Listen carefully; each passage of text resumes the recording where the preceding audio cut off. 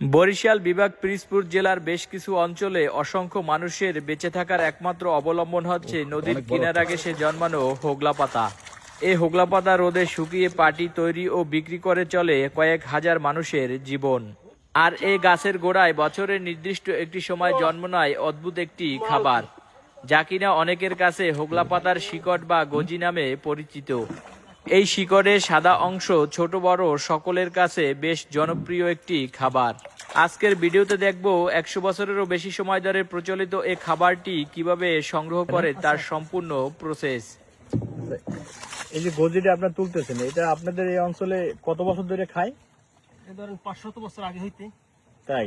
জি। এটা আমার বাপ দাদারা খাইছে, বাপে খাইছে, দাদাই খাইছে, আমরা তার কুচিপোনা আমরাও খাই। আচ্ছা আচ্ছা, এটা কি অন্য অঞ্চলে খায় এগুলো জানে? এগুলো অন্য অঞ্চলে খাই না কি সেটা আমি জানি না, এটা খাইতে খুব স্বাদ। আর এটা আপনার কোনখানে হয় বেশি? কোন চরে বেশি তো। চর মানে বুঝতে পারি নাই। মানে এই খালপাড়ের দিকে একটু হয় বেশি, সেটা একটু নদীর কিনারার সাইডে, নদীর সাইডে বেশি হয়। জি। আচ্ছা, অনেক স্বাদ এগুলো খাইতে।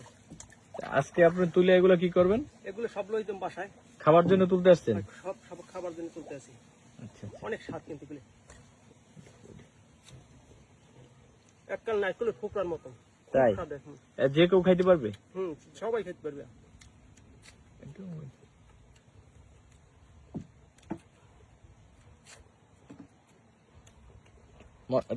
টেস্ট আছে? টেস্ট আছে নারকেল ফোকরার মতন, পুরো সবাই খায়। বাচ্চারা খায়? বাচ্চারা ছোট বড় সবাই খায়। তাই?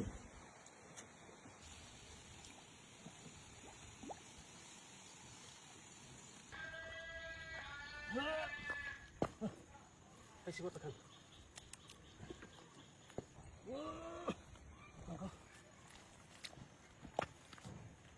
তো অনেক বড় দেখা যাইতেছে।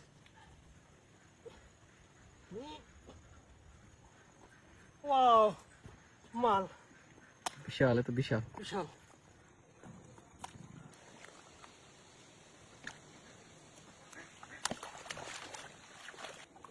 আবার সেই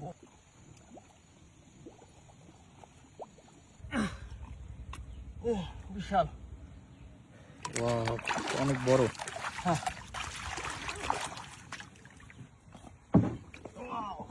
আরে ভেঙে গেছে মাথাটা। এটা তো অনেক বড়। হ্যাঁ, এটা অনেক বড়।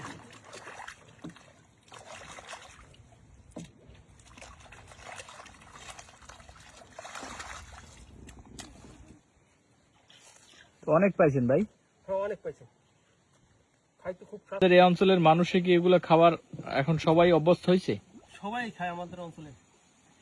এগুলো কম বেশি একবার হলেও খাইছে নাকি? হ্যাঁ।